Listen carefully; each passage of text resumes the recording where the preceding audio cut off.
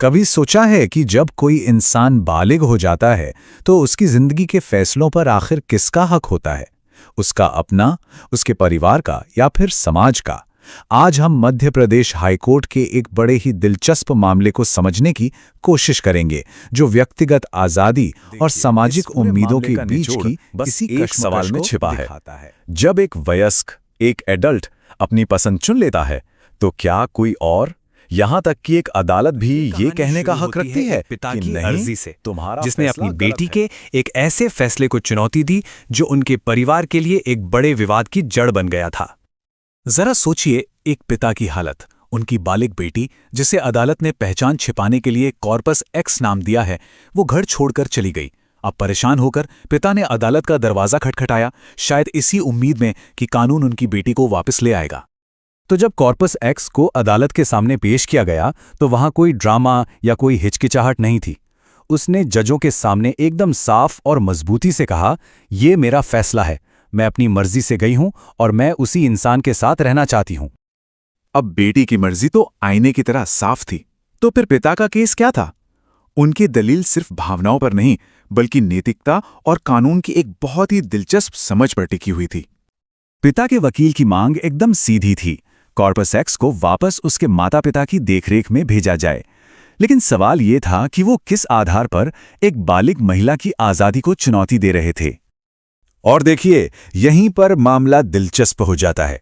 पिता का तर्क ये नहीं था कि बेटी को जबरदस्ती ले जाया गया है।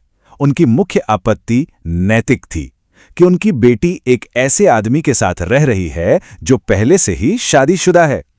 पिता के इन इमोशनल और नैतिक दलीलों के बीच अदालत ने सारी बातों को एक तरफ रखकर सिर्फ एक सबसे जरूरी कानूनी तथ्य पर अपना ध्यान लगाया, और वो तथ्य था उसकी उम्र।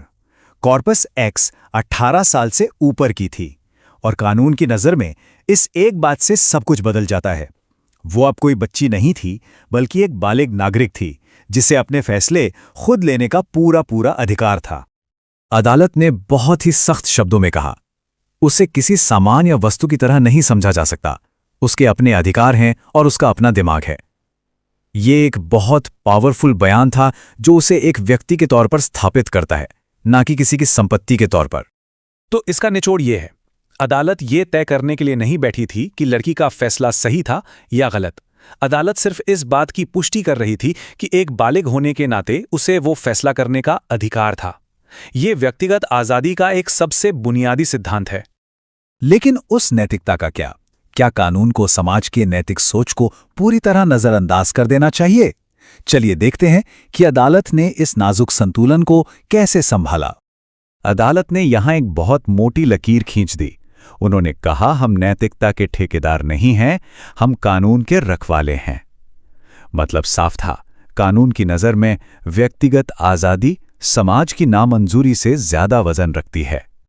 पिता की एक और कानूनी दलील द्विविवाह यानी बिगमी के इर्द गिर्द थी। ये तब होता है जब कोई पहले से शादीशुदा होते हुए किसी और से शादी कर ले, जो कि भारत में एक अपराध है। सवाल ये था कि क्या कॉर्पस एक्स का साथी ये अपराध कर रहा था?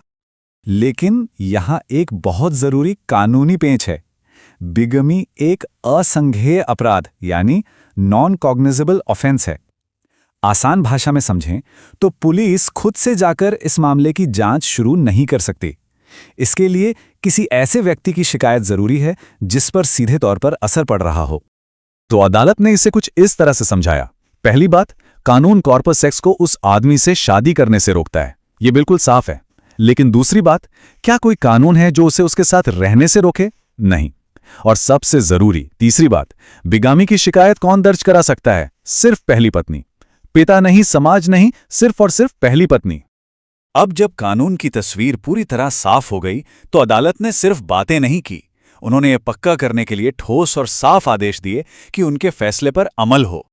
अदालत के निर्देश एकदम सटीक थे। पहला, द कॉर्पस एक्स को फौरन रिहा किया जाए, उसकी आज़ादी सबसे ऊपर है। दूसरा, उससे लिखवा कर लिया जाए कि ये उसी की मर्जी है। और तीसरा, उसके साथी से भी एक लिखित सहमति ली जाए ताकि ये पक्का हो सके कि वो उसकी जिम्मेदारी स्वीकार करता है। और बस मामला खत्म। पिता की याचिका खारिज कर दी गई। अदालत का फैसला आया और कॉर्पस एक्स उस कोर्टरूम से एक आज़ाद महिला के तौर पर बाहर निकली, जो अपना रास्ता खुद चुनने के लिए आज़ाद थी। तो ये मामला हमें एक बहुत बड़े सवाल पर सोचने के लिए छोड़ जाता है। कानून का दायरा कहाँ ख़त्म होना चाहिए और व्यक्तिगत आज़ादी कहाँ से शुरू होती है। ये फैसला एक पावरफुल रिमाइंडर है कि एक लोकतंत्र में एक बालिग इंसान की अपनी पसंद चुनने की आज़ादी, भले ही हम उस पसंद से सहमत हों या ना हो, एक बहुत ही अहम अधिकार है।